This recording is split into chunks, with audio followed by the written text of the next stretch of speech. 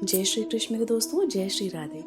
दोस्तों जानते हैं भगवान के दशा अवतारों में एक है भगवान का वामन अवतार। वामन अवतार में भगवान एक बौने ब्राह्मण के रूप में आए थे। और जानते हैं बौने ब्राह्मण के रूप में आए थे दैत्यराज बलि के अभिमान को नष्ट करने, दैत्यराज बलि से देवताओं को स्वर्ग वापस दिलाने।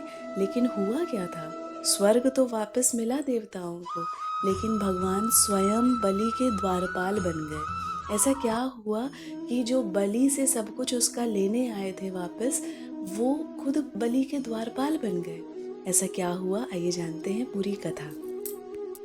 दोस्तों हमारे शास्त्रों में एक कथा आती है कि जब दैत्यराज बलि ने तीनों लोकों पे अपना आधिपत्य जमा लिया, तब देवताओं के कहने पर भगवान ने माता अदिति के गर्भ से प्रकट होने का निर्णय लिया।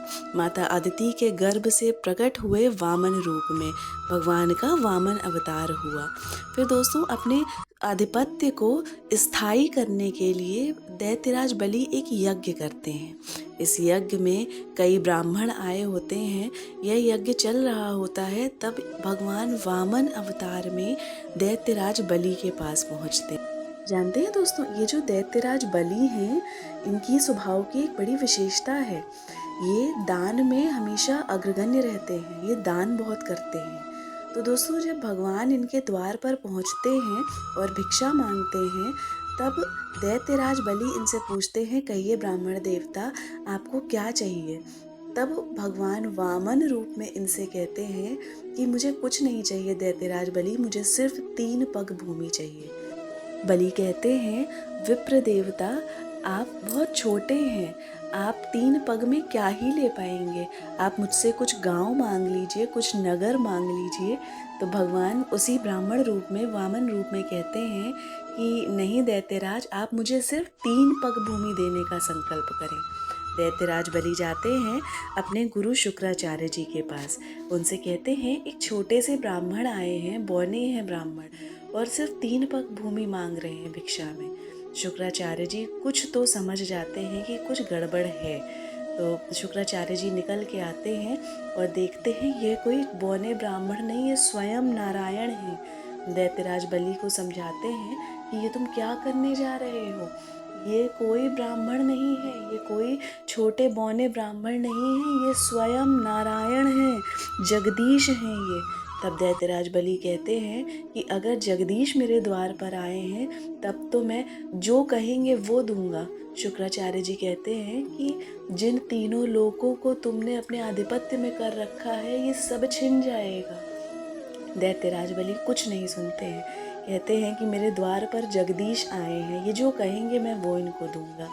शुक्राचार्य जी के बार बार समझाने पर भी राजा बलि नहीं मानते हैं।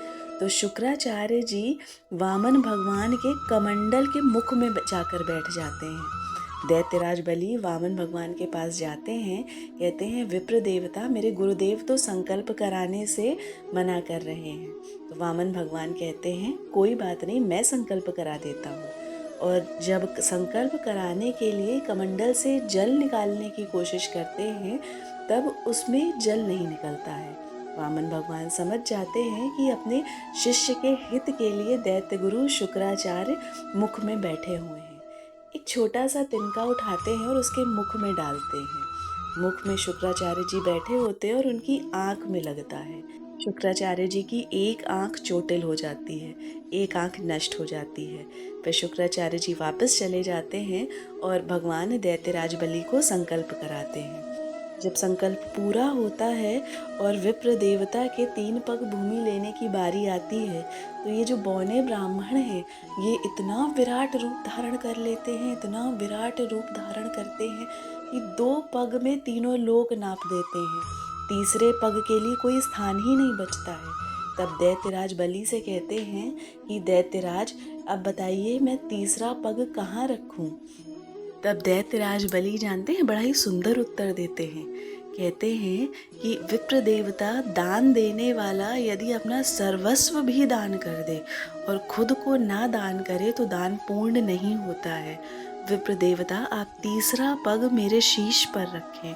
वामन भगवान राजा बलि से प्रसन्न हो जाते हैं और उनको पाताल का राजा बना देते हैं।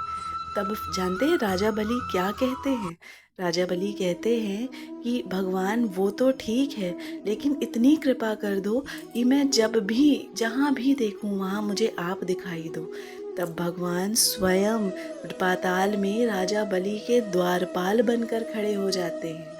जब माता लक्ष्मी को पता चलता है कि श्री नारायण तो राजा बलि के द्वारपाल बनकर खड़े हैं, बैकुंठ सूना है, तो माता लक्ष्मी राजा बलि को अपना भाई बनाकर उनकी कलाई पर रक्षा सूत्र बांधती हैं और वापस उनसे श्री हरि को मांगती हैं, कहती हैं कि ये मेरे नारायण हैं, इनके बिना मेरा बैकुंठ सूना है।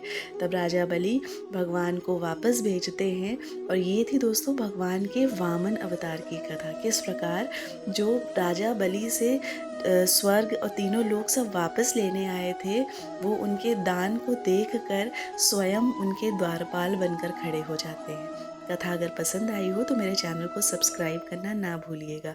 वीडियो को लाइक एंड शेयर कीजिएगा। जय श्री कृष्ण, जय श्री राधे।